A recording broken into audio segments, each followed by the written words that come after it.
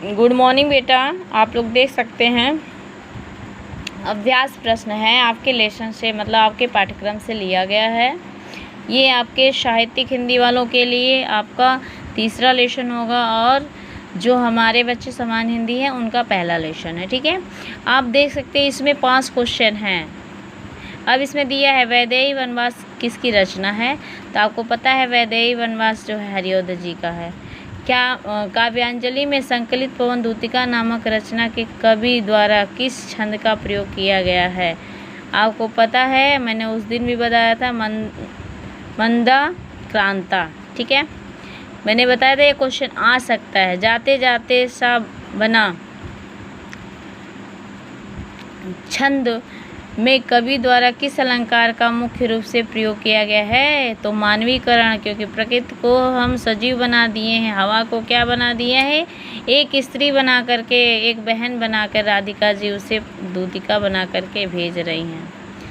फिर कह रहे पवन दूतिका नामक रचना में हरिऔध जी द्वारा मुख्य रूप से किस रस का आभास कराया गया है, तो इसमें आपका श्रृंगार भी होगा और करुण भी होगा, क्योंकि उन्होंने अपने दुख को भी बताया है। ठीक है, लेकिन वैसे अगर दिया है तो आप श्रृंगार रस ही बोलेंगे। हाँ, अयोध्या सिंह उपाध्याय का जन्म कहाँ हुआ था, ये आप लोग को बताया भी गया था, है ना। तो कहाँ हुआ था, निजामाबाद में हुआ था। ठीक है, तो ये इसी तरह के क्वेश्चन आपके बोर्ड से पूछे जाते हैं। मैंने बताया था 3 जो क्वेश्चन होते हैं वो गद्य साहित्य से पूछे जाते हैं, और जो आपके 2-2 क्वेश्चन 4 क्वेश्चन जो होता है वो लेखक या कवि के रचनाओं से पूछा जाता है। ठीक है, अब आगे हम लोग इस पे देखते हैं पद्यांश पे आधारित प्रश्न। मैंने कल 2 का बता दिया था, आज मैं इसका बताऊंगी दूसरे का।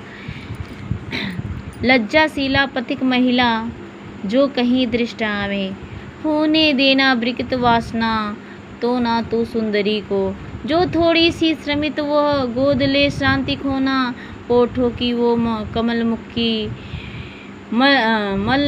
मल्यताएं मिटाना। ठीक है, अब देखिए मल्यताएं का मतलब होता है, लताएं का मतलब होता है मुरझाना।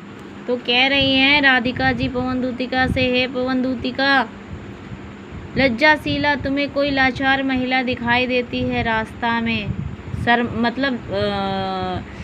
शर्म वाली, जैसे कुछ लोग घूंघट में चलते रहते हैं ना, तो वही कह रहे लज्जाशीला मतलब जो शर्माती हुई महिला अगर तुम्हें रास्ते में कोई पथिक मतलब मार्ग में दिखाई दे रही है, तो कहीं भी दृष्टि आ रही है, तो होने देना विकृत मतलब उसके शरीर का जो वो वस्त्र धारण की हुई है, वासना तो ना तू सुंदरी का मतलब उसके वस्त्र को उड़ाना मत हवा के माध्यम से। जो थोड़ी सी श्रमित, अगर तुम्हें थोड़ी सी श्रमित मतलब थकी हुई दिखाई दे रही है, वह हो गोद ले शांति खोना। गोद ले शांति खोने का मतलब ये नहीं कि वो तो हवा है, हवा के माध्यम से उसके श्रमित मतलब उसकी थकान को क्या करना, मिटा देना, मतलब उसके पास जाना, उसके थकान को क्या करना, मिटा देना।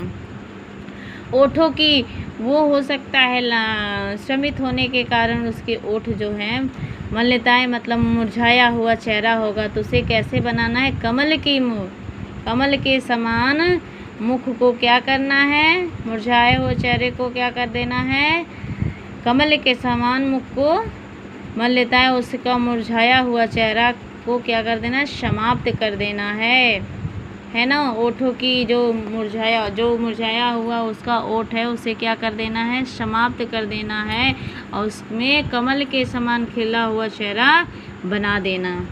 ठीक है, देखिए राधिका जी अपने दुख के साथ साथ वो पथिक मतलब रास्ते में जो भी तुम्हें दिखाई देता उसके दुख के बारे में सुन करके उसका भी सहयोग तुम करना, उस पवन दूतिका से कहती हैं। इसलिए यहाँ पे मानवीकरण अलंकार हो जाएगा।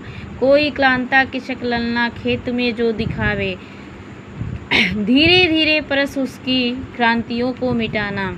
जाता कोई जल्दी यदि हो व्योम में तो उसे ला छाया द्वारा सुखित करना तप्त भूतांगना। तप्त मतलब होता है गर्मी, भूतांगना मतलब स्त्री, क्लांता मतलब होता है थकी हुई, कृषक मतलब किसान, ललना मतलब उसकी पत्नी। तो हे पवन दूतिका, राधिका जी पवन दूतिका से कहती हैं कि हे पवन दूतिका तुम जाना, अगर कोई क्लांता तुम्हें थकी हुई, वो थकी हुई कौन है? कृषक ललना मतलब किसान की पत्नी खेत में अगर तुम्हें दिखाई देती है तो धीरे धीरे जाना। धीरे धीरे क्यों कही है? क्योंकि तुम हवा हो और हवा के माध्यम से व्यक्ति क्या होता है?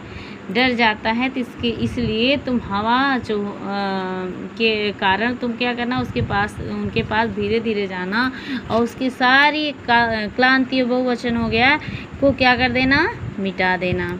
जाता कोई जलद, अगर तुम्हें कोई जलद मतलब बादल आकाश में, यदि व्योम मतलब बादल दिखाई दे रहा हो तो क्या कर देना? उसके पास लाना छाया द्वारा। जलद हो गया आपका आकाश, व्योम हो गया बादल, ठीक है।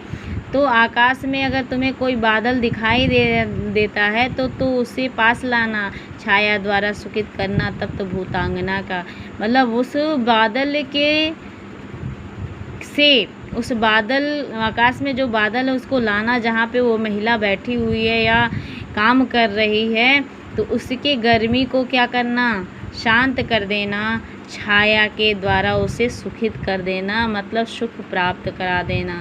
मतलब उसे जो उसकी गर्मी है, शरीर में जो गर्मी है, तप रही है धूप के कारण, परेशान हो रही है, उसे क्या कर देना? वहाँ पे सुखित। जब छाया आएगा तो वह अपने काम को और अच्छे से सुखित होगी, मतलब खुशी में खुश हो जाएगी, है ना। तो इसको क्या करना? सुखित कर देना, ठीक है।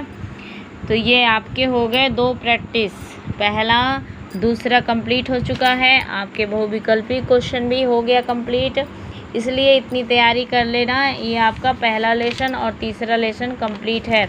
एक वीडियो और बना दूंगी जिससे आपका ये पूरा लेसन क्या हो जाएगा? कंप्लीट हो जाएगा। Okay, thank you so much.